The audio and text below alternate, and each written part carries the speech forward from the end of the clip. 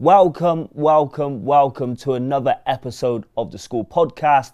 Today we are in London. But before we continue, I have to thank Dave from Gadget Line for making this all happen. He also creates world-class videos for schools. So get in touch. With that said, Katharine, how are we? I'm fine, thanks. Thank you for inviting us. This has been a long time coming. I think the first email was a couple of years ago now. So it's amazing to be here. But for everybody who doesn't know you, or just say you're on holiday and somebody says, what do you do, Katharine? How would you describe what you do? Well, I would say that I'm a principal or a head teacher of a school, depending on whether, if I was in America, I'd say I was the principal of a school in England. Okay. If I'm, in Europe, I'd probably say the head teacher of a school in England. Okay. Yeah. I want to go back just a little bit. So you was born in New Zealand. Yeah. Why did you move to Canada? How long was you in Canada for? Well, for a long time, until the age of 15 when we moved here. Okay. And why did you move to England? What was the biggest transition? Yeah. Was it a bit of a culture shock, or was it quite similar? Yeah, well, my dad was a big traveler. Okay. So he used to take us on journeys around the world and stuff a lot, to various different places, from Singapore to the Fiji Islands, I don't know, anywhere. Yeah. He was a professor at university and English literature. He was quite a guy, really. I mean, before I was born, I understand he rode a motorbike. So he was quite alternative. And he also took us to live in different countries. So what I mean is, when I was 4, we lived in Nigeria for a year. Wow. And when I was 10, we lived in France for a year. And then when I was 15, we moved to England for a year. The idea was that it was for a year. And my parents and my sister went back to Canada after that year, but I stayed on. I still had a year of my A-levels to do, and it made sense for me to just finish off my A-levels here, because the system in Canada, education-wise, is really different.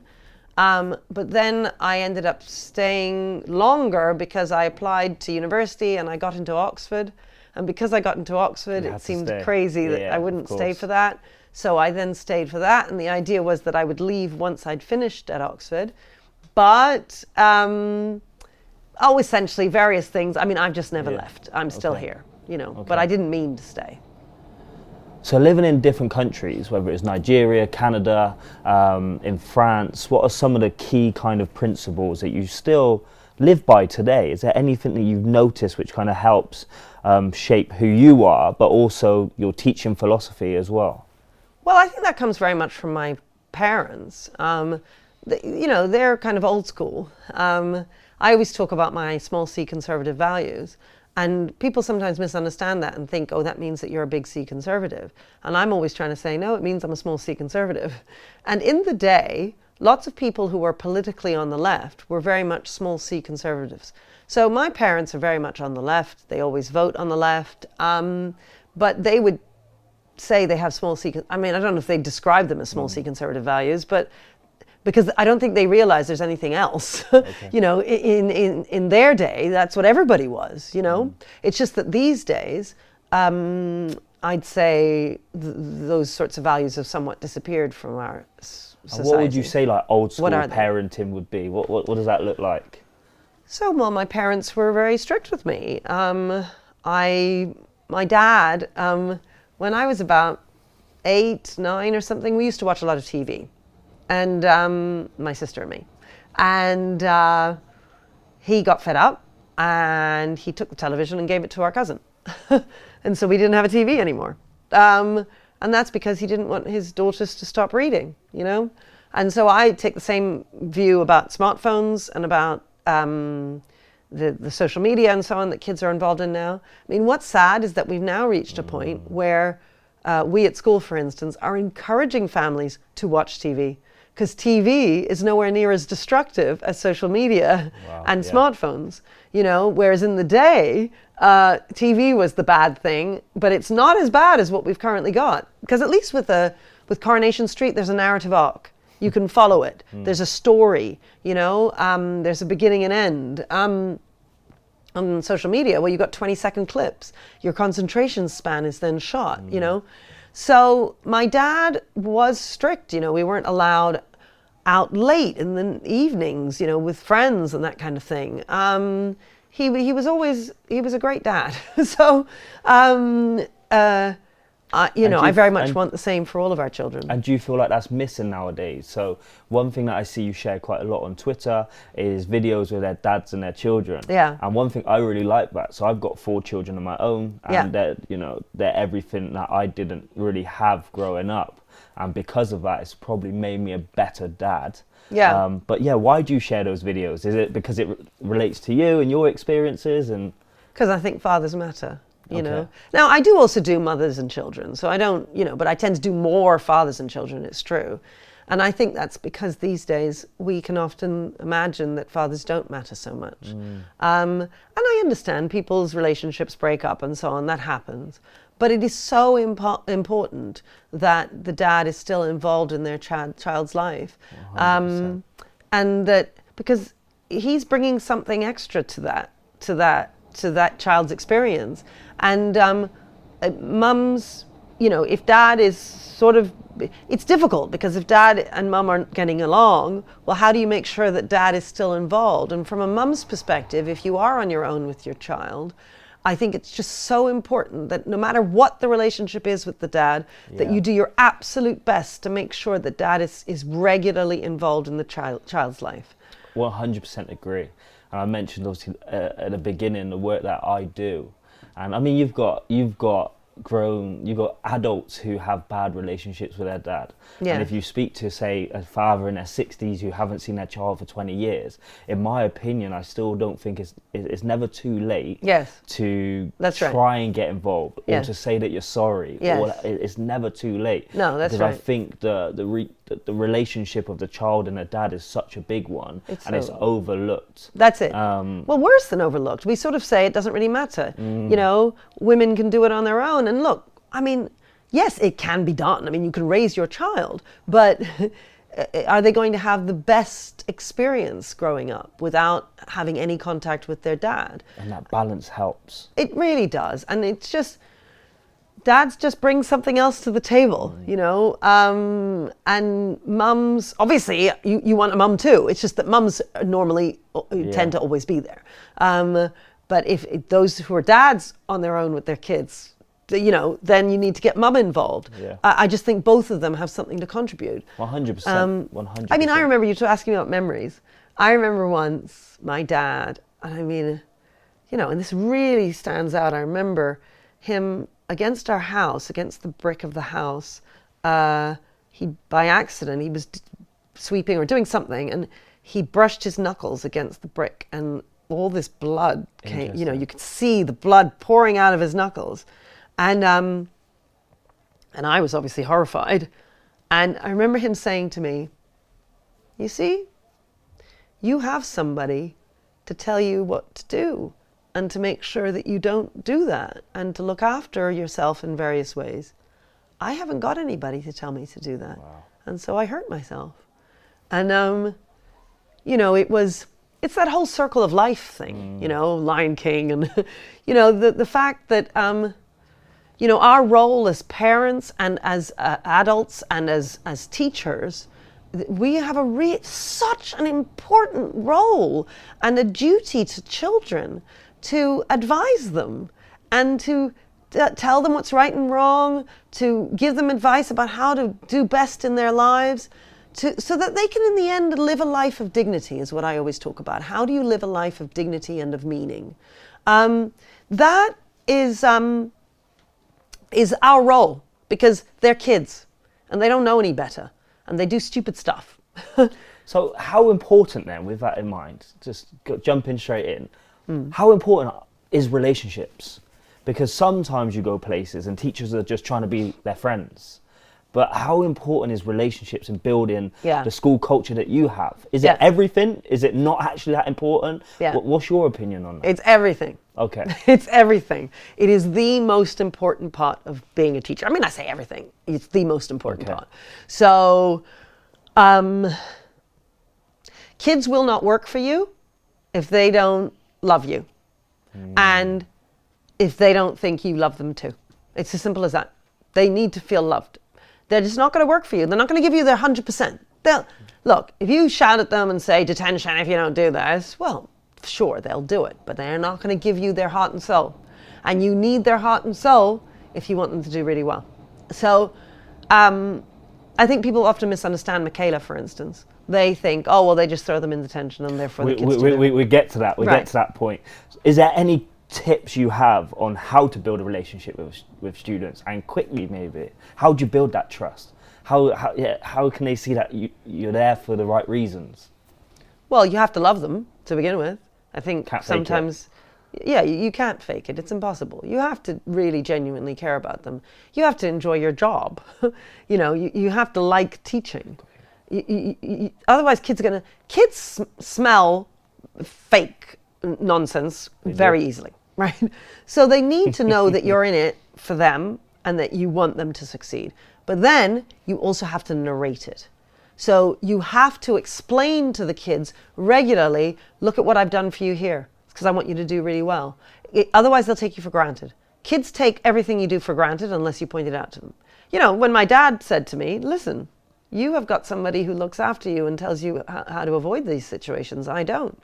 If he hadn't told me that, I would not have realized it. Took it for granted. Exactly. Kids take you for granted. They take their parents for granted. They take their teachers for granted. So you've got to be narrating to them all of the time what you're doing for them and how much you're working for them. I spent 3 hours preparing this thing for you, so I'm really hoping you're going to enjoy it. But remember, you got to show it respect. I don't know, you've created an activity or whatever it is. You got to show it respect because I've put all this time into it because I really want you to have it, to enjoy this. They need to know everything that you're doing for them, and you narrate it. And you love them, and you prioritize your relationship. When you put them in detention, when you tell them off, you make sure that you repair that relationship afterwards. Now, that doesn't mean restorative justice, and none of this means being friends with them. So you need the difficulty. Look, teaching is the hardest job in the world, right? It really is. And that's why I love it, It's the challenge of being able to hold the authority. You are an authority, but you're not an authoritarian, okay? So you're in authority, and you are an authority. Because there's also a difference between being in authority, because you're just playing at it, and being an authority, where you are the authority in the class. But you're not authoritarian. You're not just going rah, rah, rah, and forcing them to do stuff. You got to get buy-in, right? And how do you get buy-in? From in your classroom and also whole school. How do I get buy-in from all the kids at Michaela? It's by connecting with them. Now, I might not be connecting with them individually, but my teachers are connecting with them, okay? Now, as a head or as a CEO and so on, obviously you're not doing that because you can't be connecting with 800, 1,200 kids or whatever it is. You need the teachers to be inspired to do that connecting for you. So you've got to connect with your staff as a head teacher, and the kids need to connect with the kids. And there needs to be, I always show my staff, there are a couple of Teach First videos where there's a moment where a girl, like they've got loads of shots, obviously, they're saying, come into teaching. And one of the things where they're saying, come into teaching, is that there's a girl who comes in and she's scared because she's doing her exam and she's just on the exam desk. And she looks up and a teacher catches her eye and smiles, and the girl smiles. She goes back. Now that moment, boom, there's that connection. And you only see the moment of looking at that moment when you're in the video, but there are millions. What makes that look happen? Because there have been so many conversations. There have been heartache. There's been, I'm putting you in detention because you haven't done your work. Okay, now let's have a repair conversation. I'm ringing your parents. Oh, here's a stamp for good work. Oh, well done on this. There's years of a relationship where she's then in her last and final moment. We've been building to this. And she looks and her teacher is there for her. It's a beautiful moment. That is what we should all be aiming for, as teachers. We should be aiming for that moment. She looks to her teacher, right? She looks to her teacher for that. Reassurance. Yeah, because of those years of a relationship that's been built. And the years of that relationship has not been friends. because otherwise she wouldn't look to her. She'd look to her mates. She doesn't want the mates relationship at that moment. There's a room for friendship, obviously. Okay. Children need friends, but we should not be their friends, right? She looks in that moment because she knows that that teacher is in authority over her, right? That teacher leads the way, and we should lead the way. And it's in that moment the teacher's going, "You've got this," right? And she believes her because she's in that position of authority. Before we move forward, how do you repair the relationship after you've put a child in detention? Yep. So that isn't, we all get things wrong. You got things wrong, I got things wrong. Yeah. That's restorative justice. Okay. That's nonsense. It's not you get things wrong, I get things wrong, blah, blah, don't worry, let's be friends. It's, okay, so talk me through. What did you get wrong, right? What did you do? What did you do? I did this. Yeah, okay, fine. So what are you going to do differently next time? Yeah, got you. Yeah, I'm going to do this. Okay, that's fantastic. That's brilliant. I'm expecting great things of you. When I see you on Tuesday, we're going to give it our all, aren't we? Yep. Let's shake on it. Great. That's what you want. If a teacher did get it wrong? Well, then you need to say you've got it wrong. Okay. Yeah. Interesting. So, but 99 times out of 100, that is not the case. Okay, so obviously on Twitter, you're branded as the Britain's strictest headmistress, right? Yeah. What does that actually mean? It means that I think about detail. I mean, they don't understand that. People outside go, "Oh, she must be mean." Tell me the reality of the situation. Yeah, the reality. So normally on a podcast, I would say, well, it means I keep my standards really high for the kids. And that's true. I think that being strict means you keep your standards really high for the kids. The reality of what it means to keep your standards high for the kids is that you think about every single detail in everything. So in the same way as when you just said, well, relationships, what does that mean? And I went boom and gave you a multitude of things. And I could speak to you about that for 5 hours, frankly, about all the things in which how relationships work in a school. I'm thinking about every single detail. And it's the same thing with the school. If you ask me about any member of staff, kitchen staff, caretakers, office, teachers, I can tell you what each one's struggling with, what their targets are, what they're really good at, what their relationships are like with the various different people around them, how we're making that bit of the school work. I can tell you everything, right? Because I know it inside out. And you need to, as a head, you need to know your school inside out. So from the outside looking in, it's interesting because I said to you, I'm in schools nearly every single day up and down the country. I do genuinely about 1,000 miles a week. And we walked into reception today. It's just a school. It's a school. Yeah. And I think sometimes you forget, don't you? Yeah. And I think, is that why you offer quite a lot of opportunities for people to come and visit? Yes, well, I was just thinking, it's a bit silly that you're here today because today is Eid, so we're closed for Eid. So we've got our year 11s in, but you're not seeing the school. And it would be really lovely to have you back, frankly. 100%. I'd love to have you back because it's silly that you're here now. You need to come and see lunch, have lunch with the kids, have a tour with the kids and see the school. Because if you were to see it, the school, you would see that the kids are super happy.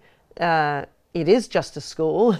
It's a really well-run school where the kids are very happy and where the kids are achieving, and they're kind to each other and they look after each other. So, I feel, especially for your podcast here, I feel like you need to come back and then you can put an add-on at the end to say, and now I've been, and just to say, actually, everything she said was true. But if it wasn't true, I think you'd be caught out by now. No. Yes, well, we get 1,000 visitors every year. Yeah. So there are people come from all over the world. And then we get letter after letter after letter telling us, oh my goodness, I've never seen such happy children. I've never seen such engaged children in the classrooms. They're so keen. They've all got their hands up. They're so friendly. They're so ambitious. So the thing is that when people say, oh, they're just about exams, it's just a load of nonsense. Because what the guests always say when they come, They never say, gosh, your children are so knowledgeable, even though they are. They never say, gosh, your children are doing well at exams, even though they do. What the guests always say is, I've never seen kids who are so happy and keen and so friendly and so chatty and so articulate. They say, I can't believe how kind they are to each other, you know? The atmosphere at the school is really, really, really lovely. And you've got in the playground down there in big writing, work hard and be kind. What does that mean to you? Because you've probably seen it more than anyone. You might get some hatred on Twitter, or you might get some negative people, and you click onto their profile and they got be kind or mental health advocate or whatever. Yes. But yeah, what does like working hard and be kind mean to you?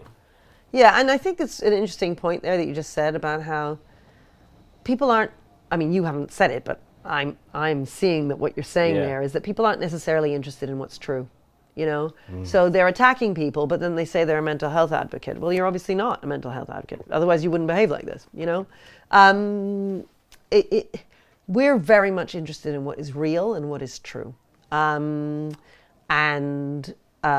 I do think that there's a big difference between what we do here and what we do here elsewhere because of that what is actually happening, what is real, right? Yeah. As opposed to, oh, we'll talk about this at a meeting because, well, it has to be talked about, as opposed to, well, is this actually going to move us forward? Is this real, right? You always think, what is real? What is happening in your school? Is why I don't like Ofsted. Because Ofsted is about ticking boxes, as opposed to looking at your school and thinking, what does my school actually need? And then doing what it needs. I mean, I don't even know what Ofsted's asking us to do. I don't know. I don't care. I mean, I don't. I run my school according to what I think it needs. And I'm not going to be distracted by some stupid tick boxing exercise, right? So you're saying work hard, be kind. Want all the children to work hard and be kind. That comes from KIP. So in America, they had this work hard, be nice motto. And we took that and changed it to work hard, be kind. Why? Because you want all your children to be able to do both things. And so you've got the ambition, working hard, learning lots of knowledge, that side of things, the working hard. And then you've got the other side, which is the being kind, being a moral person, developing who they are as people, you know? Are you somebody who's grateful and kind and decent? Are you somebody who understands a sense of duty towards other people and not just selfish and thinking about yourself? Are you willing to sacrifice things that are important to you for the sake of the whole, you know, the whole class? Yeah, you want to talk to your friend in that moment, but actually you're going to sacrifice that right now because you don't want to get a detention. Because if you get a detention, it's not just you that's ending up being punished, it's the whole class. Not that the whole class gets punished, but you've let everybody down. And your tutor down, and your head of year down, and you don't want to do that. Okay, so I apologise for everyone watching and listening. That I feel like I'm going everywhere, not really sticking to a particular plan. But one thing I want to touch on is Ofsted, briefly. Because I think there is a massive emphasis on it in many schools where it does become a tick box kind of exercise. Yeah. Is Ofsted, do we need Ofsted? If you was in charge of Ofsted, would you change it? But also, what advice would you give potentially other head teachers who are just terrified of Ofsted? Many questions there. Yeah, I mean, the thing is, I do understand why they're terrified. I get it. I do get it. Why are they terrified? Because you get a bad Ofsted and you can lose your job. Yeah. You know, I get it. But there's a sort of paradox. I mean, if this counts as a paradox. I mean, the fact is, the way to do well at Ofsted is to ignore Ofsted. You know, you know, the best thing you can do for your own peace of mind. How are you going to make your school? What do you want to do? Do you want to just please Ofsted, or do you want to make your school better? Now, they're meant to be the same things. I would not say they are the same things. Now, Ofsted's trying to make it so that the things they're asking for will make your school better. But the very nature of participating in this tick box exercise makes your school worse. So it's not Ofsted's fault Do you see what I mean? So it's not that I'm saying Ofsted's telling you to do the wrong things. I'm saying that the very nature of having Ofsted as your goal means that you end up making the wrong decisions in the moment for your school, which is not what Ofsted wants.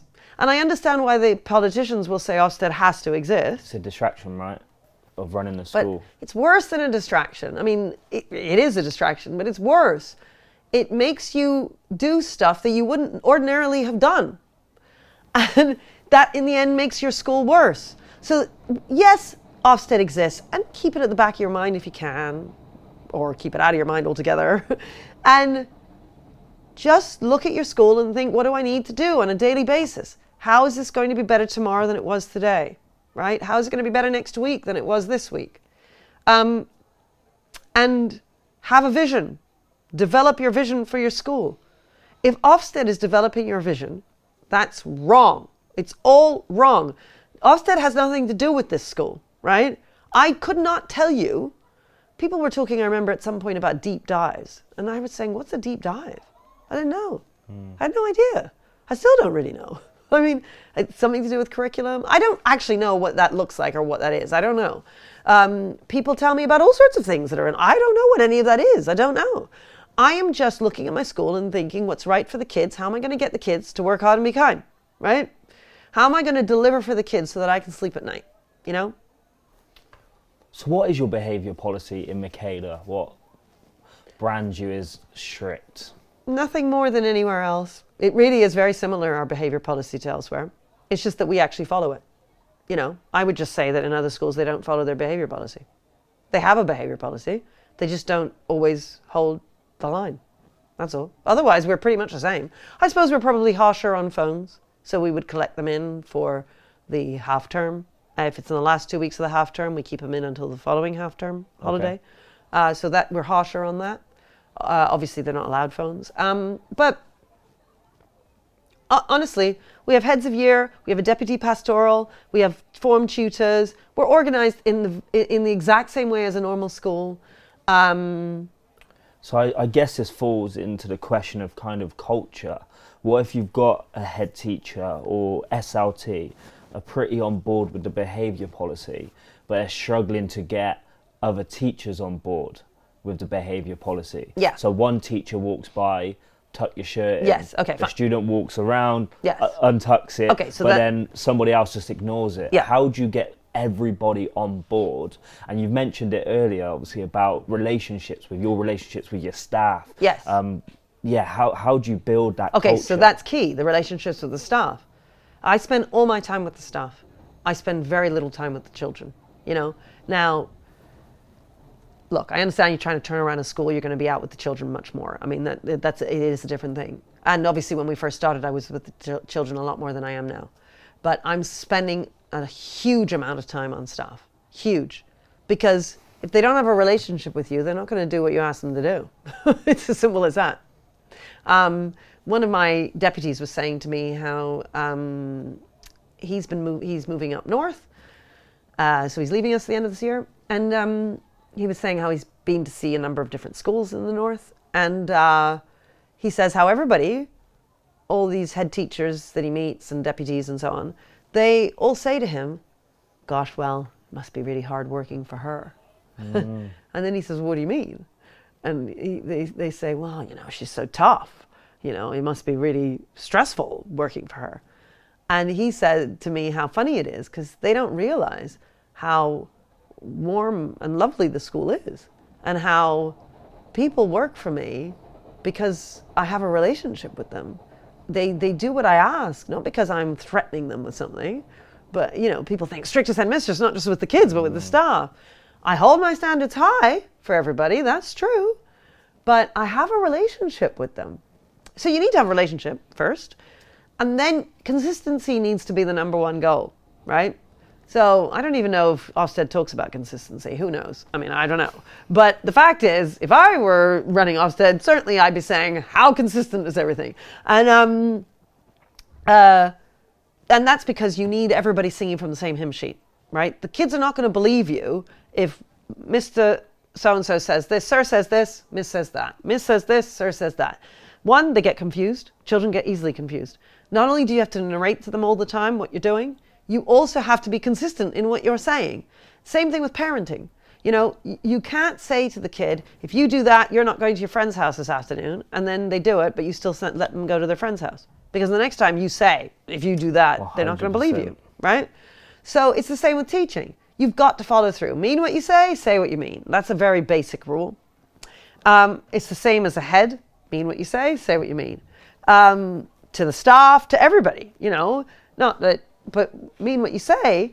If you say, we're going to change the uniform rules, we need to have shirts tucked in, well, then mean what you say and say what you mean. You've said it, well, then mean it. That means if you've said you want shirts tucked in, you better make sure that that happens across the school. Because if you don't deliver on that, the staff don't believe you anymore, right? Now, how are you going to deliver on that? Well, you need the staff to deliver on it, right? And the staff are looking to you in the same way that the kids are looking to the teacher. In my early days when I started teaching, I remember, you'd be teaching and there'd be kids mucking around at the back and you're trying to get them to go quiet. And then there's the kids at the front and they're just looking at you. And they're looking at you as if to say, Miss, please make them behave. Please just make them do what we need to do so we can get taught. It's the same thing with the staff.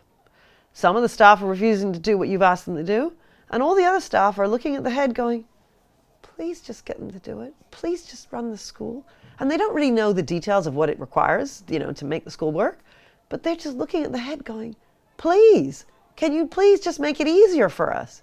Because you are being paid the big bucks, right? You are being paid more than everybody else in that school. Therefore, it's up to you to deliver, And if you don't, then that's on you. My thing is we've got to take responsibility, agency, personal responsibility. It's the number one thing that we're pushing here with the kids. We're pushing it with the staff too. I'm pushing it with me. I've got something to deliver.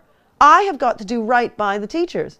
And in our book, The Power of Culture, I have a chapter called Servant Leadership. So what do I mean by servant leadership? I mean that as a leader, you are serving your staff. Now, that does not mean that you're the waiter.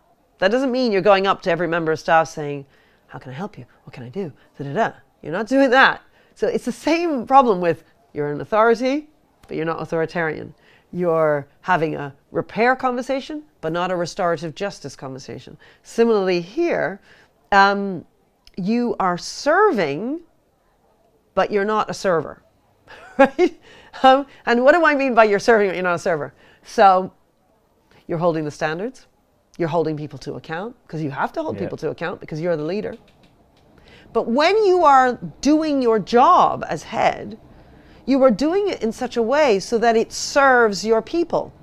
Because you know that it's you who, if you don't hold the line, then they are undermined. If you don't give good assemblies, so I do 7 assemblies every week, right? For every year group. Wow. I am showing the school body I am the leader, right? I do briefing on a Monday morning. I do an hour and a half with my staff after school on a Wednesday for CPD. I do an hour and a half with my newbies, my new teachers who have joined after school on a Thursday, where I'm connecting with all my staff all of the time, right? And I'm leading. So I know my staff and my school inside out. I'm always in school. It is very rare that I would ever not give assembly, And people often say, again, they say on Twitter and wherever, how does she run a school? Because she's always on Twitter or whatever. And I always think, you'll never find anyone in school more than I am. Hi, I'm Iona from Ajurio. We believe in the power of leading through listening, and we work with schools and trusts across England to conduct stakeholder feedback surveys to help you find out where you are now and where you need to go next on the things that matter most. Get in touch if you'd like to know more. So let me ask you a question. What does your normal day-to-day look like? Obviously, you've mentioned it briefly then, but I guess you're still in meetings with parents, you're doing everything a head teacher does. I'm empowering my staff. That's the main thing I'm doing. So yes, I have sometimes some things come to me. You keep going back to the staff. Interesting. Because I need them. So yes, I can meet with parents, but actually I need to empower my staff to meet with parents. Now, look, every now and again it comes to me and I'm meeting with parents, but that's more rare. Most of the time it's my heads of year. or it's my deputy heads who are meeting with staff. I'm manning the culture of the school, and I'm dealing with parents sometimes, obviously, and I'm dealing with kids too. Sometimes the kids will be sent to me, kids, I don't know, whatever. I mean, I've got a year 7 at the moment who likes to disappear sometimes. He doesn't come into school and he goes on the trains instead. He's quite funny. There is a train station just right? There. So if you can hear it in the back. This is it. He gets on the trains. And I said to him, oh, so where is it that you go? Because we were trying to figure out what is going on. So I said, look, I'll take this. So I said, where is it that you go? And that's where he admitted. He said, oh, I go on the trains. I said, oh, the trains are great, aren't they? I said, well, where do you go on the trains? And he said, well, I go to the end of the line. I said, oh. I said, do you want to be a train driver? He said, yeah, maybe a train driver or a bus driver. And I said, well, how are you going to decide? And he said, well, I go on the buses too. I go to the end of the line. And when I get to the end of the line, I ask the train drivers and the bus drivers, out of 1 to 10, how hard is your job? The bus drivers always say 5, but the train drivers, they say 8.5. So those are the kinds of conversations. Well, I have those ones, and then I have other ones where I'm sort of telling them off or whatever. So obviously I do have something to do with the kids, and then obviously I do have something to do with the parents. But the majority of my time is spent with staff. And that's because I need to empower my staff to be able to do this stuff, because there's 700 and whatever number of kids in the school. Okay. I cannot do it myself. I can't. I have to empower them to be able to do it. So talking to you with your experience, your knowledge, what you share and what you do, obviously when Michaela started, you built it from the ground up, from year 7 up, is that correct? So I guess you probably handpicked every member of staff, which I don't know if it's easier to maintain that culture. How would you, or what advice could you give a head teacher going into a school and 60% of staff are on board, the other 40% are what they called organization assassins, right? Yes. They're just dragging the building down, a good question. dragging the standards down. Yes. What advice would you have? Or just say I placed you in a school in Middlesbrough right now to be a head teacher. Yes. What would I do? Yeah, what would you do? Okay. So one, I would try and get people on board as much as I can with the philosophy that I've got. So I would spend a lot of time talking to staff. And I'd be explaining, same thing, narrating to the kids. Why is it that I believe in this? What does it look like? Show them what the goal is. This is where we're going to get to if we do X. But then I would choose one thing, right? So you can only choose one thing at a time to try and change across the school. It might be that uniform is what you want to hit. That's what I would do. I would hit with uniform, because uniform is how you turn around in a school in terms of behavior. Why? So I asked a couple of my kind of people in education I work with, head teachers of schools that I work with. And to be fair, I had a question from one of the head teachers that mentioned school uniform. Yeah. And his message was, you've defended the use of branded school uniforms, suggesting they play a role in maintaining standards and safeguarding students. Yes. Can you discuss how uniform policies at Michaela contribute to students' well-being and overall school environment? Yeah. Okay, so when I say, let me explain that, and then I'll explain about our uniform at Michaela. So you use uniform, they talk about, I don't know whether or not this is true, but they talk about broken windows theory. And they say, the story goes that there's a house in an abandoned area, and normally all the windows would get broken. But if all the windows remain intact, the windows do not get broken. Right. But if you break one window, then within a couple of days, all of the windows are broken. And that is because you have to sweat the small stuff. That's also another phrase. People know that the details matter. Remember, I started with, I know all the details, right? You've got to care about the detail. So uniform is detail. Tucking shirts in, ties to the top. People think, but what does that have to do with learning? It has everything to do with learning. The learning won't happen if you allow all the tiny things to unravel. Because when it unravels at the edges, it comes further in until you have chaos, right? So you need to have, if I were the new head in the new school, whatever it was, I would start with uniform. So I did this as a deputy head. I was in a school in South London. Fire alarms used to go off every week, at least, twice a week. The kids would just, pull them, and then we'd all have to go outside. There were fights all the time in the corridors, sometimes even in the classrooms. It was really bad. And I decided to attack uniform. I remember saying to my head, I said, you just wait. In 6 months, the place will have transformed. Well, it transformed in 6 weeks. It was a completely different school. I never even dealt with behavior systems. I didn't deal with detentions or demerits or whatever. All I did was deal with uniform, right? And get everybody across the school singing from the same hymn sheet on the uniform. And I did that, and the behavior changed. So, and what do I mean? The behavior changed. I'll never forget this. Year 9, nightmare girl. I mean, she was just so badly behaved. And everybody knew her in the school. And in those days, they used to wear these hoop earrings to school. And they'd been banned. They weren't allowed. So the kids knew, because I'd brought in this whole new uniform thing, the kids knew, get to the gates, take the earrings off, come into school. Because she turned up a little bit later than everybody else that day. She wasn't late, but she was just not with the group.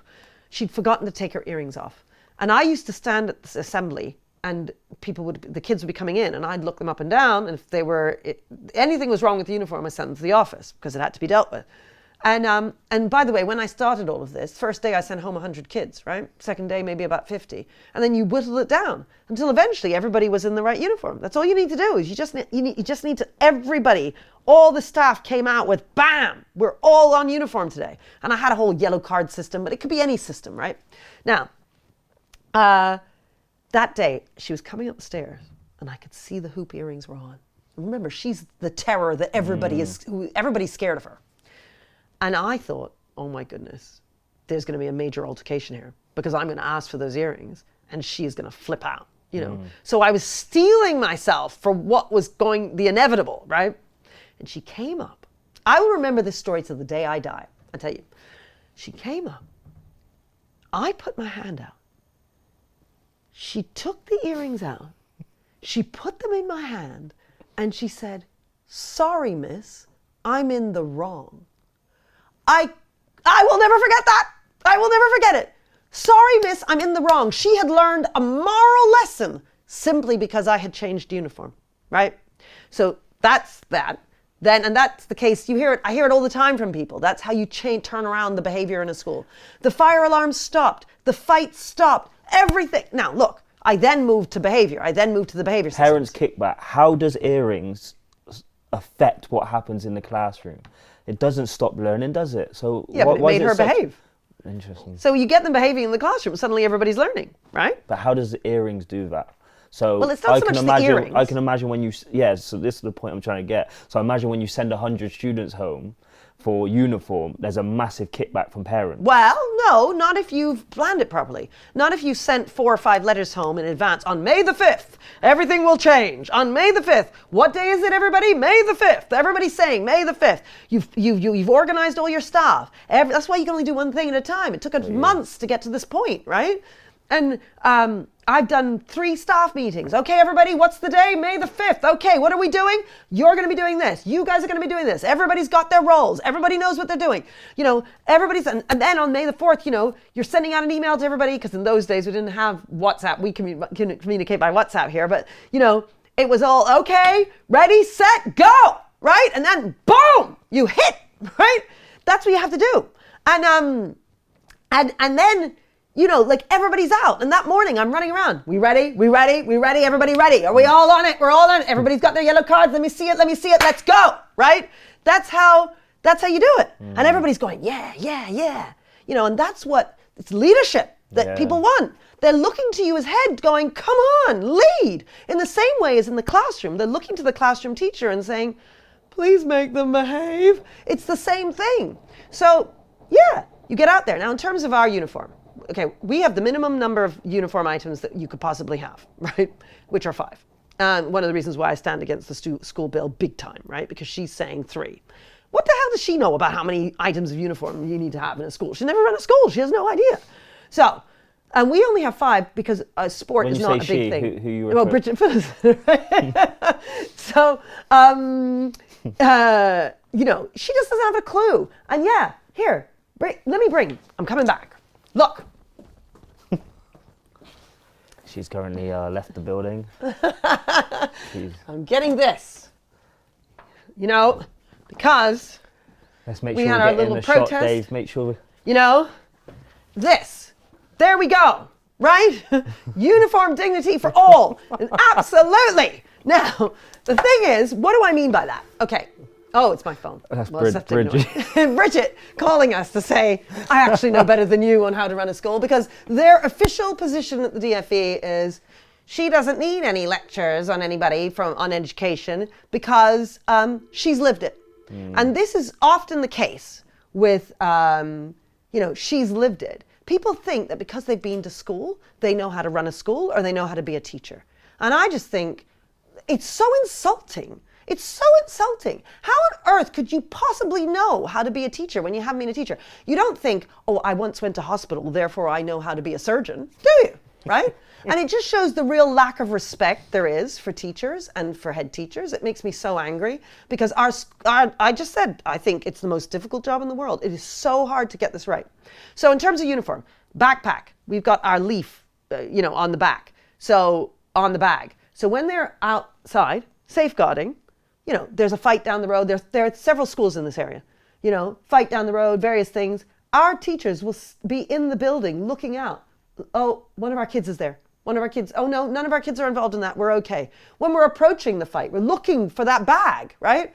So we're looking for the bag, we're looking for the blazer. I know schools, we don't have it, but I know schools will have a coat for the school because they don't want the kids putting their hoods up. And so they have a school coat because they have a problem with the kids wearing hoods. And the point is that you can't have a particular number of uniform items that needs to happen for across the country because every school has different problems, right? So because we're the strictest school in Britain and all that, I don't have a problem with the hoods because we've got the culture of the school. We started from scratch, all the things that you said before. But if you're trying to turn around a school and you're trying to get the hoods off, and you want to get the hoods off because otherwise they look really quite intimidating and that changes the culture of your school. Well, maybe you need a school coat, whereas I don't need a school coat, but they do, So we need a bag for the various reasons that I've just said. Then we have trousers. Now, I do think every school should have a branded trouser. And that's the number one way in which people do think, oh, well, why don't I just buy 5 pairs of trousers from Asda that are any old gray? Why do I need to have a branded, trouser? Well, because girls sexualize themselves by making the trousers very tight. The boys sexualize themselves by pulling their trousers down and, doing that whole kind of gangster walk type of thing. Jogging bottoms under the trousers and all of that sort of stuff.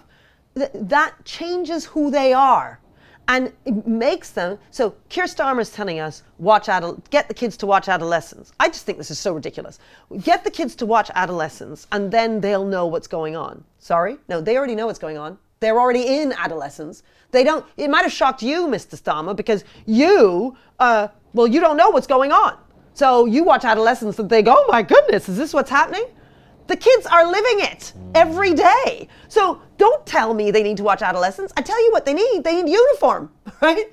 They need uniform to stop that sort of thing. They need uniform and they need a ban on smartphones from central government. And if they were bloody well do that, then brilliant, but they won't do that. So anyway, because they're too interested in big tech and all the various, deals that they're making with the big tech guys. It makes me so angry. Anyway, fact is, adolescence isn't what we need to show the kids. We need to give them a trouser that's not going to sexualize them. I don't think I've ever seen anyone mention trousers. I know, because people don't realize. I've seen it, But you see kids in school. Yeah, of course. You know how the kids sexualize themselves. So the fact is, all the kind of the sexualizing stuff that in adolescence, the understanding that you come to that actually boys and girls, oh my goodness, what's going on here, right? Well, yeah. If we brand the trousers, you're less likely. I mean, obviously, so I'm not saying it's the only So you solution. have no skirts, tights, nothing? No, we do have a skirt. So the skirt is branded in that it has, you can't just get any old skirt. There's a band that goes around it. So you can immediately tell if the girls have rolled the skirt up or not. You can see that. Yeah. Again, sexualizing themselves. The fact is, you see, Keir Starmer isn't dealing with the details. He's not being a leader. When he says, watch Adolescents, he doesn't understand that you have to come to the detail of the uniform. Now, I'm not saying that's the only problem with kids being sexualized in schools. Obviously, there's a million things, but as you said, you can only focus on one thing at a time. That's it. So you start with the uniform, and then you go to the behavior. And then you need a consistent behavior system across the school. So, I mean, I've only done bag, trousers, obviously blazer, sweater, skirt, tie. The tie, we have our leaf positioned on the tie in a particular place so that if we can't see it, you know the tie is too short. Wow. Right? Stops your short ties, right? Like, there are ways of making the small things happen. Every single chair in this building is a chair. It's really hard to do that on. Right? I have spent more money on our chairs to make sure they can't swing. Sweating the small stuff. You have to sweat the small stuff. Yeah. How does your profile affect your staff and pupils?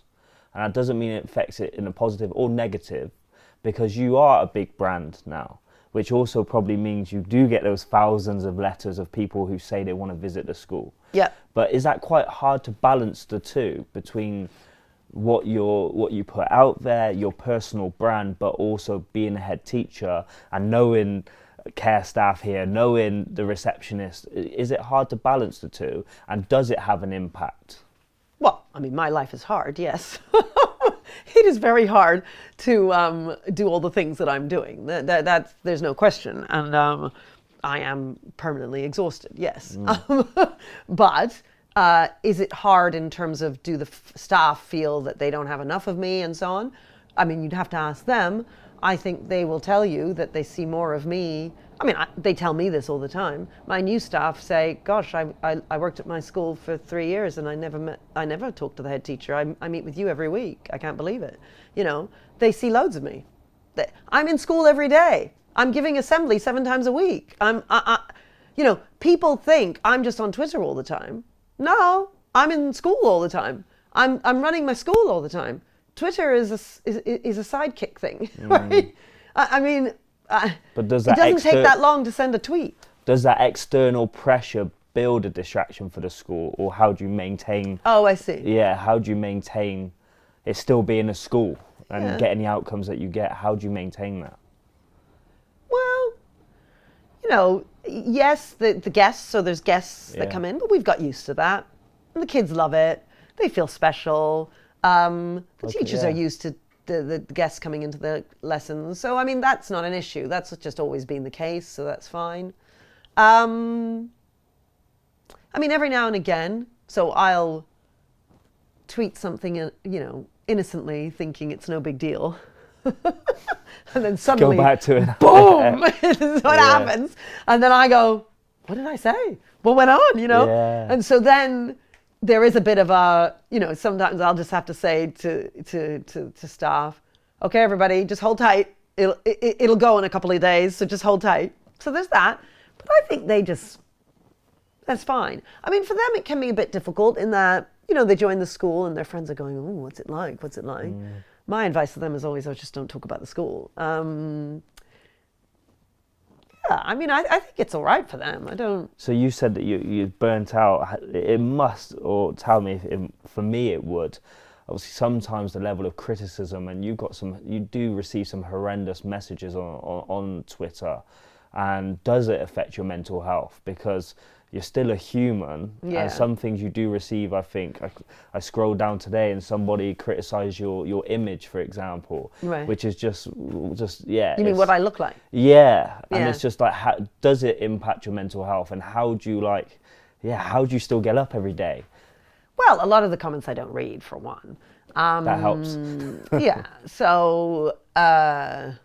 Yeah, I mean, I'm most of them I'm not really reading. I mean, you know, frankly, I don't necessarily have time to be going down. I don't have time. So many of it's not just I'm not reading comments because I don't want to see the negative ones. It's just that I don't have the time. So a lot of the stuff I don't ever see. Some of the stuff I do see. I mean, look, people are horrible. I mean, people are not very nice. And they say what they say, whatever. I mean, I don't know. I mean, like, either you decide to do what's right for kids and you take the heat, or you do what's wrong for kids. Unfortunately, what's unfortunate, and I think this is really wrong, a head teacher's job requires a huge amount of courage. It requires a huge amount of courage to stand in the face of people being angry with you, calling you names, insulting you, and so on and so forth. That's not just the case for me. That's the case for any head teacher. Yeah, it's true. I'll end up in the national news, but they'll end up in the local news. Or some even parent, just Facebook groups and on Facebook pages and exactly. Yeah. So, whenever I hear of a school that's under attack like that, I tend to write to the head just to say, more power to you, solidarity. Because I know how awful it is, and it is awful. It's awful that we've got a situation in our country where in order to run a good school, you have to be super brave. That's crazy. In 1955, head teachers just ran their schools, It's mad that the culture on the outside of the school gates is so different to what is required to allow a school to succeed. I think the comedian and actor Tracy Morgan, right? He was asked, they said, do you enjoy your job? And obviously his job is being funny. And he said, it's not about whether I enjoy it. He said, I'm the vehicle to deliver what I deliver. I'm the vehicle to make people laugh and make people's day. So it's not about whether I enjoy it. Yes. This is what I'm here for. What's really great about that, which is no doubt why you've mentioned it, is that there's a sense of duty. Yeah, exactly. This is my role. So I took a This is my duty. Yeah. I have got to deliver. And I feel the same way about my job. And so when I take all that heat, there are so many people. So you see the comments and so on, but what you don't see are the number of people who come up to me on the street. I can imagine. And they say, thank God you're doing what you're doing. Thank you so much. I so love what you're saying. You're so right, And I then think it's my duty to go out there and do this stuff. I mean, because I don't enjoy it. I don't want to be on TV. I really don't. People think that I don't want to be on TV. I don't want to be on Twitter. If I could shut off, if I could have the life I want right now, I would not be on TV. I would not be on Twitter. I'd still be teaching French in the classroom somewhere. That's what I'd be doing, and nobody would know who I was. I had no intention of being Katharine Birbalsingh. Right? If you asked me when I was younger, what do I want to do? I did want to turn around a failing school. That was something I wanted to do. But you would never have heard me say, I want to be famous, or I want to, oh my goodness, I can't stand it. The best holiday for me is to go someplace where nobody knows who I am. I love it. I love being in America. Nobody knows who I am. I love getting on the tube is a simple thing that you do and you don't think about it, right?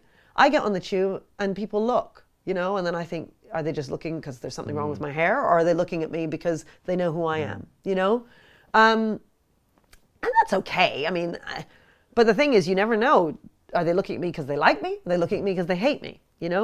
It changes your whole life. So you've got in your playground, do your duty. Yes. What does that mean? You've mentioned it briefly then, but yes. What does that mean from a perspective of a student and a teenager? Yeah. And what does that also mean for yourself? Do your duty. Where did that come from? Well, my duty is to take the hate. Let me get some more. Carry on. Oh yeah, me too. My duty is to take the hate. It's to spread the word. I'm like a missionary going out there with my little briefcase. I'm like a one-man salesman saying, I'm selling discipline, I'm selling strict, schools and uniform and all of that. And so, it's my duty to do that and to look after my staff and to look after my kids. For the kids, it's their duty to not get into trouble.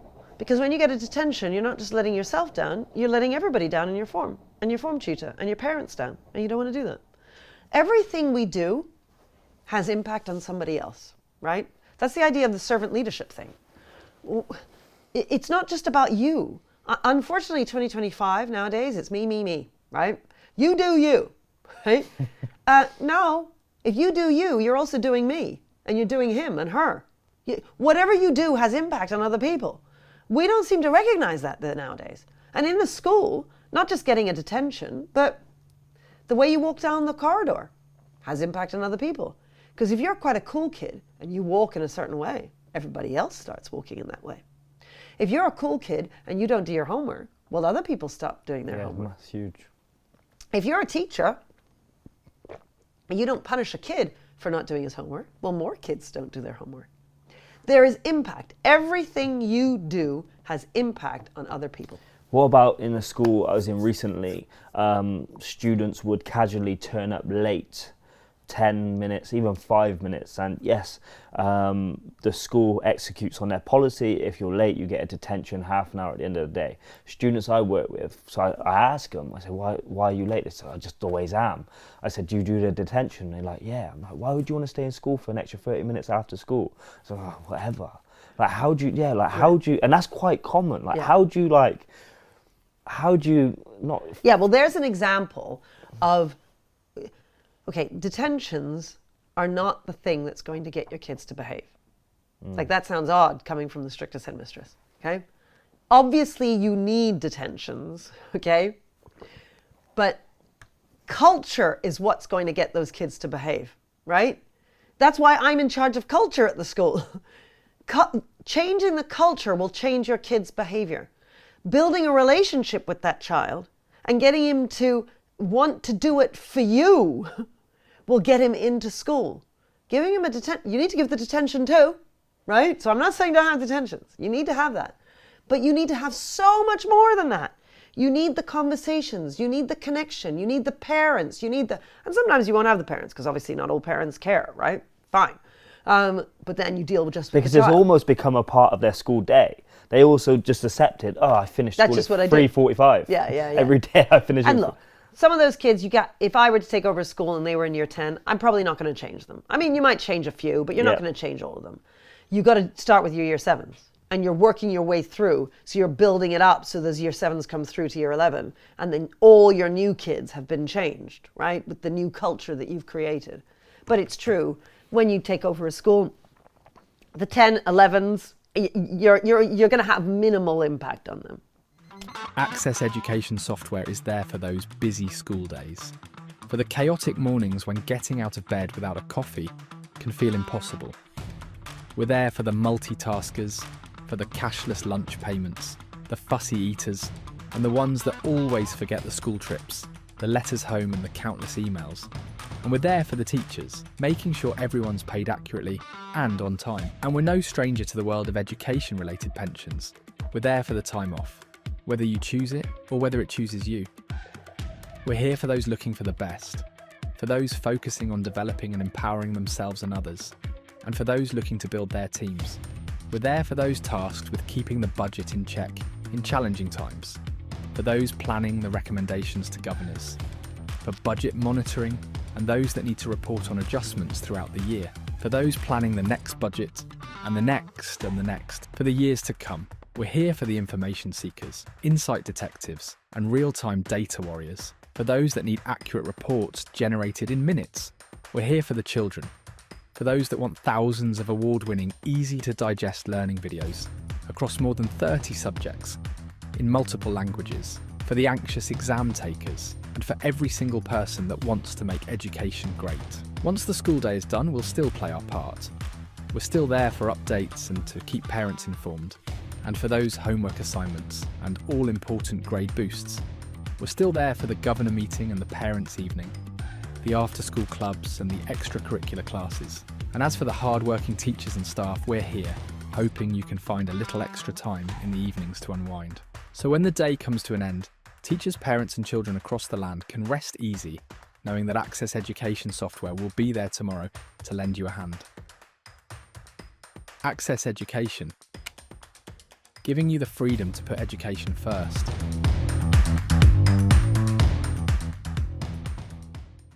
So another thing what got sent to me from a teacher, and they said, you've been a vocal critic of proposed children's wellbeing and school bills. schools bill, expressing concerns that it could undermine the autonomy of academies and negatively impact disadvantaged students. Could you elaborate on how you believe these reforms might affect the most disadvantaged children? Yeah, well, I've already explained about the uniform. Yeah. So, for instance, if you're not able to turn around the behavior in a school, well, then that's obviously going to affect disadvantaged children the most. If you're not able to have great behavior in the various classrooms around the schools, well, that will affect disadvantaged kids. Now, there are obviously other things. So, on the whole qualified teacher thing, so the thing the government are pushing, and they really are just so false about this. We know that parents want breakfasts and free breakfast and qualified teachers in their classrooms. As if it's the case that the big problem with our schools is that we don't have enough qualified teachers. Have you ever heard anyone ever saying, the problem is this teacher, he's not qualified. If only he were qualified, then that would make the difference in my school and we'd be a good school. Has anyone ever said that? No. No, not in a million years. Nobody cares. It's completely ridiculous. Nobody cares. And the reason why nobody cares... Is that the same as a school having too many supply teachers? No. Okay. So you've just hit the nail on the head. Yeah. So the fact of the matter is, for instance, as an example, I have an economics teacher. He's 22. He's just come out of the LSE. He was going to go into the city and earn a load of money like his friends. He decided, you know what, I'm going to do 5-7 years in teaching. I'll go and do that for that long, and then I'll go into the city. He's adamant. If he has to get a qualification, then he's leaving, right? And he would never have come into teaching if he'd had to do the qualification. Now, he's excellent. He's a fantastic teacher, okay? Now, he's had all the support that any qualified teacher has. You know, we've taught him how to teach. We've, all the safeguarding, everything that needs to be done, he knows, right? So, he's just as good as any qualified teacher. He just doesn't have a certificate. What he is uncertified. He's not unqualified. He's uncertified. Now, if I don't have him, well, I've got to get supplies. So then I have a different teacher in every couple of weeks. Now, I can tell you for nothing that having some random teacher come in for every 2 weeks to teach my kids does 1% of the job. Having him teach them does 100% of the job. He's excellent. Why would I not want him? So if we don't have the ability to be able to hire unqualified, or as I'd rather say, uncertified teachers, then we have to go to supply teachers. In which case, well, all the disadvantaged kids are going to fail, right? So the fact is, most of the time when you have unqualified staff, it's because you weren't able to find a qualified member of staff, right? You economics, maths, science, the shortage subjects. Now that isn't always the case, but most often it's the case.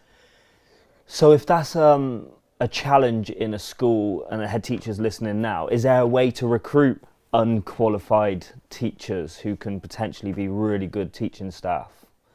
Well, I mean, they can just be open to it. If they're thinking, I only want to employ somebody with a certificate, that's silly. They should be open to employing anybody, really. I'm open to employing anyone, as long as they're open to being trained and so on, which they are. I mean, the other thing that it does, you see, if you're a standalone academy, if you're not part of a big academy chain where they can do the training, so the big academy chains can do the training, well, they're in an advantage. I can't do the training because we haven't got the stamp to say that you can make a teacher qualified. So my economics teacher, while he's brilliant, right? Brilliant. I can't make him qualified because I don't have the stamp that's required. So the option of being able to appoint an uncertified member of staff should be open to academies, to any school, so that they're not forced to go down the supply route. Then there's the point about uniform. Then there's the point about curriculum. So at the moment, the bill is going to force everybody to follow the same curriculum, right? We don't know what that curriculum will be because Bridget is currently coming up with her own curriculum. So it will be the Bridget Phillipson curriculum, except because she's the government, she's going to call it the national curriculum. Sounds a lot more like it's something proper, right? But it's not the national curriculum. It's just Bridget's curriculum, right? That's all it is. Bridget is coming up with a curriculum, right? She then calls it the national curriculum. Everybody says, well, it's the national curriculum. This is the official thing. Yes, it's Bridget's curriculum. A minute ago, we were doing... Now, you might say, but there needs to be something that everybody's all doing. Well, of course, the exam boards hold us to account. Everybody's doing English, everybody's doing science, everybody's doing maths. But there's more flexibility. And depending on your cohort, different children have different demands on them. You know, you have an inner city school in Wembley in comparison to some middle class school in the Cotswolds. It's obviously very different. Not only that, but we have different buildings. We're not able to offer much along the way of sport, right? Which is why we only have 5 branded items. We had this discussion, obviously for people who's never been here. I assume you don't have a playing field.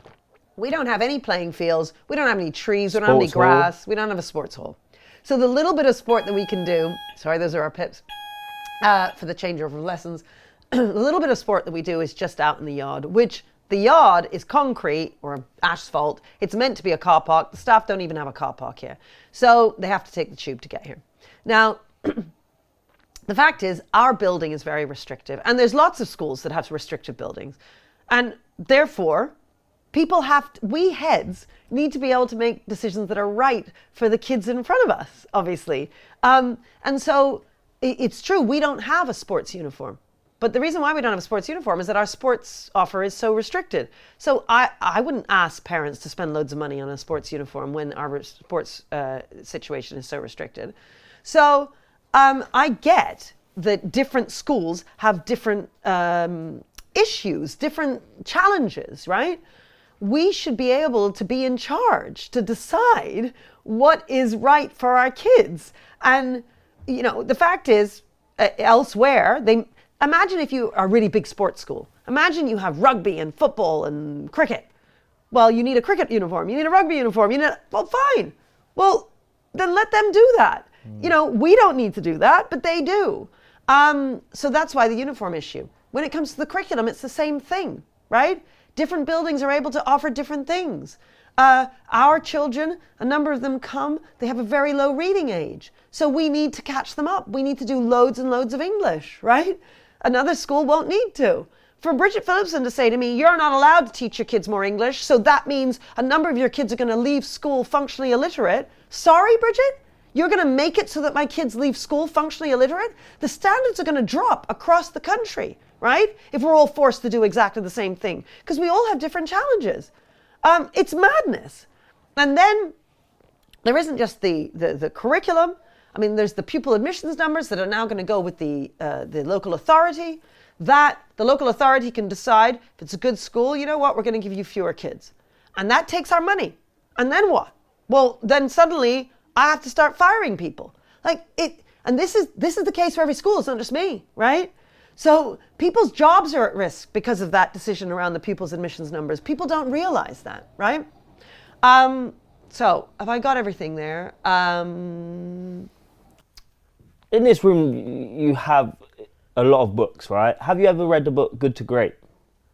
Oh, no. I think it's Jim. I mean, I know it. It was a while ago. I haven't read Jim it. Collins, I think it is. Yes.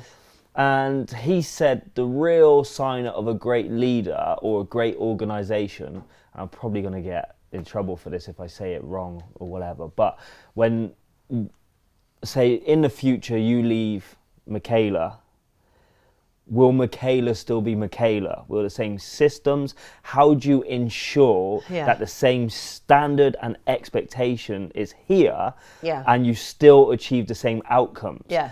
So at the moment you're leading, you're at the top, you're there for the staff. Yes. But at one time in the future you're going to move on. Yes. How do you maintain that?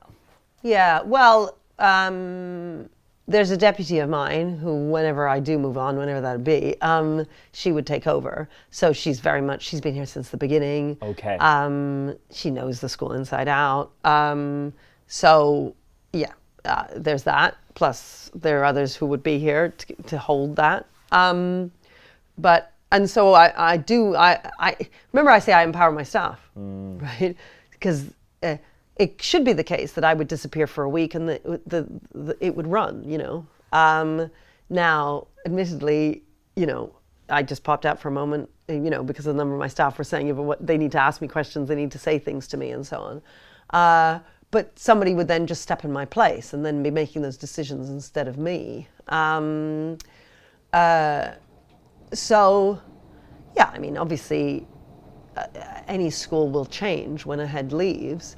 But I'm hoping very much that the systems we've got in place and so on, because the people who are here have been here for so long, they would keep that going. It's part of the DNA of the school now, I guess. Yeah, exactly.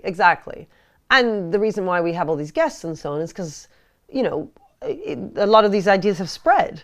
You see a number of the ideas that happened at Michaela when we first started them were really controversial.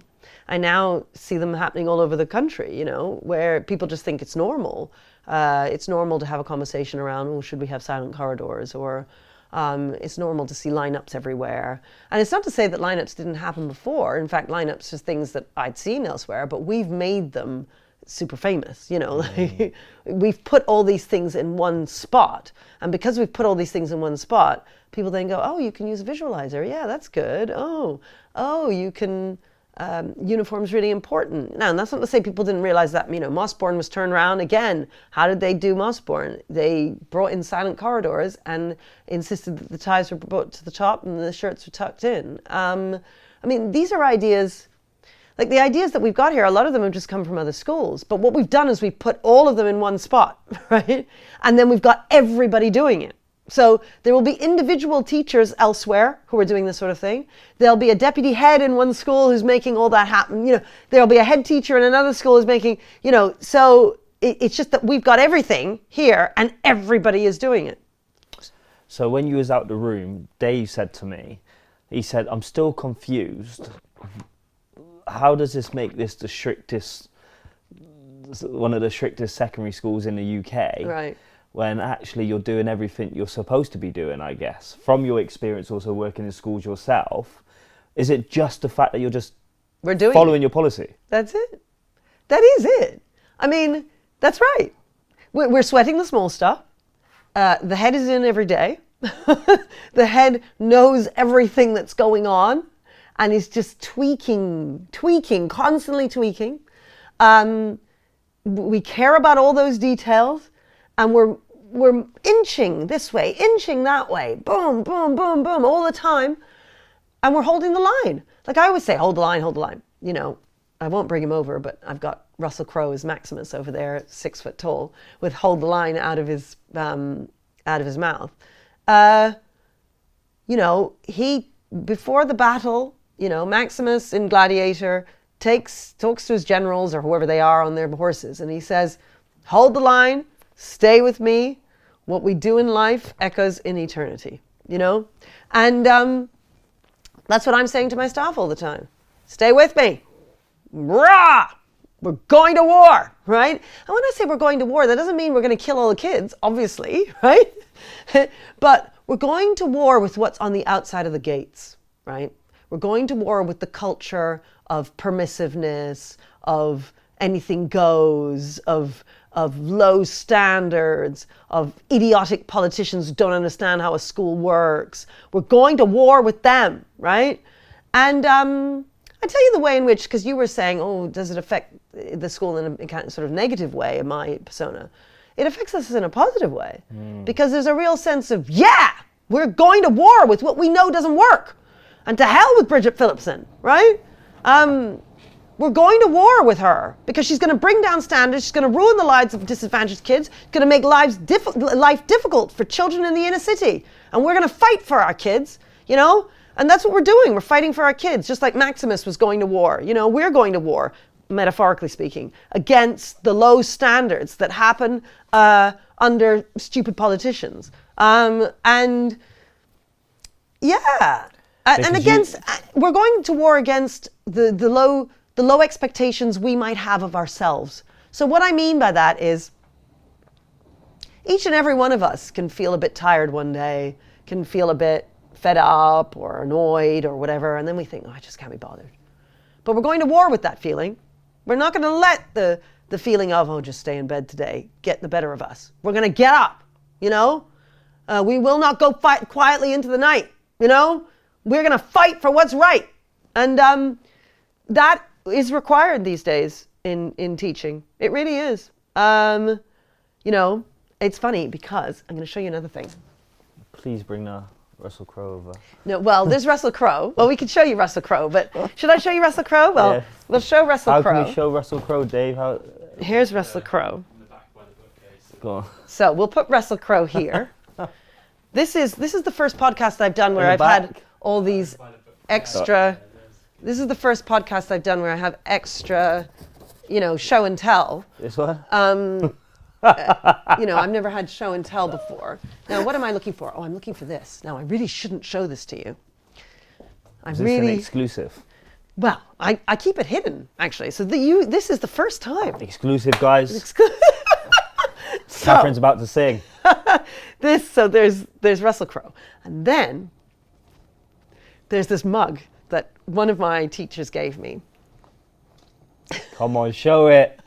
I can't. I feel bad. I'm like, Do you want me to show it? Yeah, you talk about it. All right. Nobody's gonna. So it's a mug, guys, that says nobody's gonna fuck with me today. Amazing. Now, I'll tell you why. Go on. Because she gave me this. Because I told my staff a story when I was in schools and I was teaching and I'd come out of the... Can I quickly, before I lose it, right? Yeah. There's a quote, what is it? You can't be everybody's cup of tea. If you was, you'd be a mug.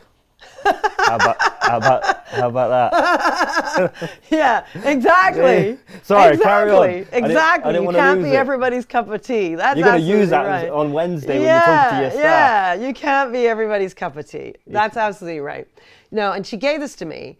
Nobody's going to F with me today is what I'm going to say on this podcast. Peep out, Dave. So, and that's why I have to, because of that word, I have to keep it hidden. But so I don't actually use it. In fact, it still has the tea bag, and the tea bag she got. Yes, you see, cause a stir. Nice. So nobody's going to F with me today is because I would come out of the staff room in the morning with regard, and the kids, and it was crazy behavior and all the rest of it. And I'd walk down, I'd come out and I'd think, nobody's going to F with me today. Bam! Right? I'm out there. We're going to war. Now, when I say we're going to war, that doesn't mean we hate the kids. It means we love the kids. We hate the culture on the outside that's destroying these kids. We hate the politicians who are destroying these kids. And we're going to go to war with them. And so we go to war. Stand for something. We stand for something. We hold the line, right? Because we believe in our kids. We believe in what we're offering the kids. We believe in it. We're going to fight for it. All right, let me ask you then. You have a magic wand to change one thing in education. What would you change? Because you can only change one thing at a time. Wise person said that once.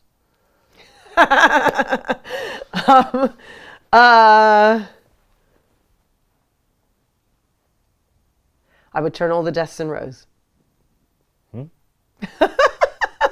You said one thing. You would do what? If I could do one thing, I would turn all the desks into rows. I would have all the desks in all the classrooms across the country in rows. Right. So that they're facing the teacher. Okay. So the teacher can be the authority, not the authoritarian, and lead from the front. If you could sit down with any three people, dead or alive, they do not also have to be famous, what three people would you sit down with? Margaret Thatcher. Okay. Not because I'm a big C conservative, but because she was a woman before her time who knew what it was to be hated. And she knew how to power through that. And she was extraordinary. Whatever you think about her politics and so on, that doesn't matter. It's who she is. She stood for something. She stood for something. Mandela, definitely. Again, extraordinary man who faced untold difficulties and lived a life of dignity, real dignity. Who else? I don't want to meet Thomas Sowell. He's still alive. I'd love to meet him. But I'd want to go back 50 years. Okay. Well, not 50, 30. Okay. I mean, he's a bit old now. So, I mean, he's 94 or something like that, and he's pretty amazing and just published a book recently. Pretty amazing for a 90-something-year-old. Wow. But Thomas Sowell, African-American, conservative, very old school, always arguing the right things, has always done so. And you haven't heard of him because he's a black man saying things that black men aren't allowed to say. And so that's why I say go back 30 years, because he would just be a little bit more, he'd remember more. He'd just be younger, you know. Extraordinary man, extraordinary. I have a quote from him on my wall, which says, when you want to help people, you tell them the truth. When you want to help yourself, you tell them what they want to hear. And the reason why I'm always telling the truth is because I'm trying to help people. And the truth hurts. It always does. What's next for you then? Can you see yourself stepping into government? Can you see yourself doing... Never, not in a million years. People always say I'm doing this to get into politics. I'm like, I've been doing this for a long time. You really think I want to be a politician? I would have done it by now if I wanted to. Gosh, I'd never be a politician. I don't really know. Why not though? Because people mistakenly, and often people in government think this, not this government, any government, in politics, they think that the people who make a real difference to society are the politicians. Because they make laws. And it's true that laws will affect us. But I think the people who make a real difference to society are teachers and families. I think that the way we are socially is what we are. And teachers and mums and dads, they're the ones who bring up the next generation. And the next generation are the future. Children are the future, right? It is such a privilege and an honor to be a teacher, to be part of that. We are shaping what the country will be in a way that the politicians never could. I said that was my last question, but quickly, do you miss not teaching as much? Do you miss? Yes, absolutely. I loved teaching. I loved how they'd call you mum instead of miss by accident. I loved little bottom set year 7s. I just loved them. And I had that little conversation with that boy I was telling you about who thinks the train drivers all say 8.5. Yeah. I just love them. And I wish I could spend more time with the children. But that's not my role anymore. And it's what you said about that comedian. It's not my duty. My duty is now something else. And I wish I could. But you know what? I had my time. I had my time in the classroom. And I loved every minute of it. I wish it could have lasted longer. But you know, you can't have everything you want in life. That's amazing, and thank you so much for making this happen today. I've enjoyed it. We've had props, we've had mugs, we've had a lot. We've had some unbelievable inspirational quotes. If I come next time, I want to see, you can't be everyone's cup of tea on the wall, yes. Otherwise you'd be a mug. But yeah, thank you again. I do appreciate it. Thanks for having me. There you go, guys. There's another episode of the School Podcast. This was an absolute unbelievable one. So do all the good stuff, like, comment, subscribe, and I will see you on the next episode. Bye-bye. My name is Sian Lord, and I help deliver the Girls Growth Programme, a programme that helps deliver impact for teenage girls, ensuring that they're happier and healthier on their school journey, with a big focus on relationships, friendships, body image, self-esteem, mental health and mindset. I'm Natalie. I'm one of the leaders for our Girls Growth Programme, where we discuss important issues such as self-esteem, diet, exercise and confidence. Think of 3 unhealthy habits that you have for yourself at this moment in time. And when you don't get enough sleep, it's harder to regulate your emotions and small problems can seem much bigger than they are.